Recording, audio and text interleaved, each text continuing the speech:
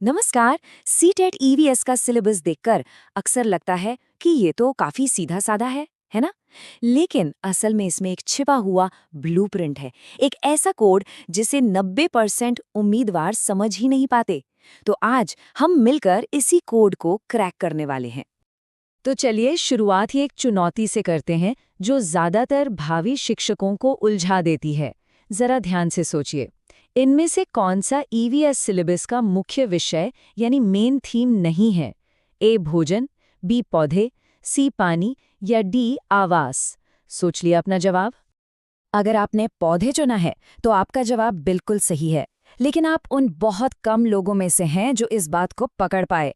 ये जो 90% का आंकड़ा है ना, ये उन उम्मीदवारों का है जो हर साल इस छिपे हुए जाल में फंस जाते हैं। और आज हम यही पता लगाएंगे कि आखिर ऐसा होता क्यों है। तो आज का हमारा मिशन साफ है, ये समझना कि ईवीएस का पेपर जनरल नॉलेज का टेस्ट नहीं है। ये जीके की किताबें रटने के बारे में बिल्कुल नहीं है, बल्कि ये एक खास सोच, एक खास फ्रेमवर्क को समझने का टेस्ट है।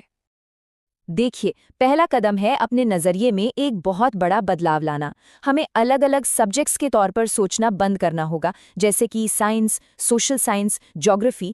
इसके बजाय हमें ईवीएस को जुड़ी हुई थीम्स के तौर पर देखना होगा।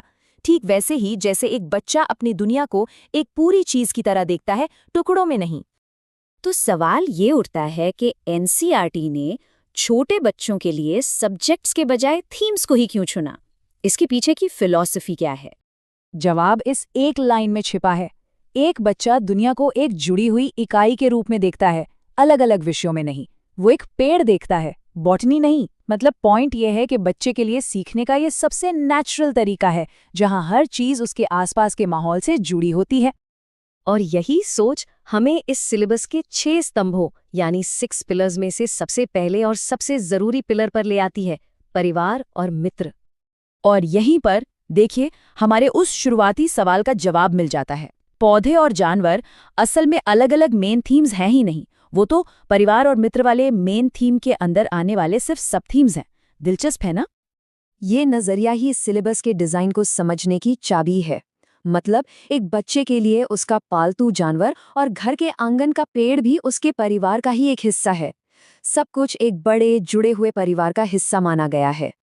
चलिए अब आगे बढ़ते हैं अगली 3 पिलर्स की तरफ, जो सीधे सीधे एक बच्चे की बुनियादी जरूरतों से जुड़े हैं: भोजन, पानी और आवास। देखिए, भोजन थीम का मतलब सिर्फ रेसिपीज रटना नहीं है। इसका मतलब है ये समझना कि अलग अलग जगहों पर लोग जो खाते हैं वो वहाँ के कल्चर और ज्योग्राफी से कैसे जुड़ा है। जैसे हांगकांग में लिंग हू फेन यानी सांप का सूप पीना एक कल्चरल प्रैक्टिस है। कश्मीर में ठंड की वजह से सरसों के तेल में मछली बनती है, तो वहीं गोवा के तटीय इलाके में नारियल के तेल में। हर चीज के पीछे एक वजह है, एक कहानी है। और बिल्कुल इसी तरह पानी और आवास जैसी थीम्स को भी प्रैक्टिकल नजरिए से देखा जाता है। पानी का मतलब सिर्फ H2O का फॉर्मूला नहीं है, बल्कि जैसलमेर की घड़सीसर झील जैसे ऐतिहासिक जल प्रबंधन को समझना भी है। और आवास का मतलब सिर्फ घर का स्ट्रक्चर नहीं, बल्कि ये जानना है कि असम में भारी बारिश के कारण बांस के घर क्यों बनते हैं और लद्दाख की कड़ाके की ठंड में पत्थर और लकड़ी के ही क्यों। अब आते हैं आखिरी 2 पिलर्स पर। ये बच्चे की दुनिया को उसके घर और मोहल्ले से निकालकर और बड़े समाज और इंसानी आविष्कारों तक ले जाते हैं। ट्रैवल थीम का मतलब सिर्फ जगहों के नाम रटना नहीं है।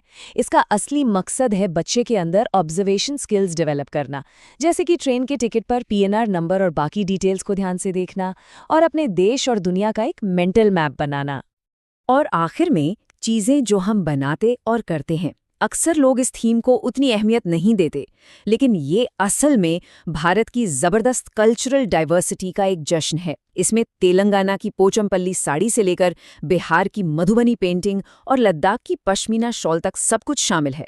ये हमारे देश की कला और पारंपरिक स्किल्स का एक खजाना है। तो अब जब हम इन 6 पिलर्स को समझ चुके हैं, तो इस ज्ञान को एग्जाम के लिए एक जबरदस्त विनिंग स्ट्रैटेजी में कैसे बदला जाए?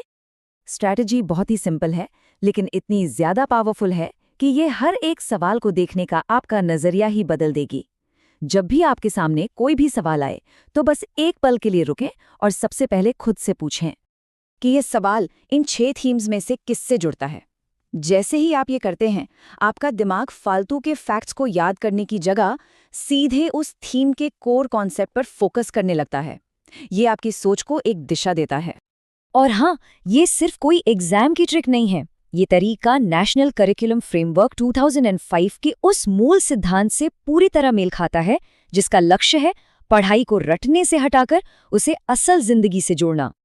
तो सारी बात का निचोड़ ये है कि इन 6 थीम्स में माहिर होने का मतलब सिर्फ फैक्ट्स इकट्ठा करना नहीं है, बल्कि सोचने के एक नए तरीके को अपनाना है।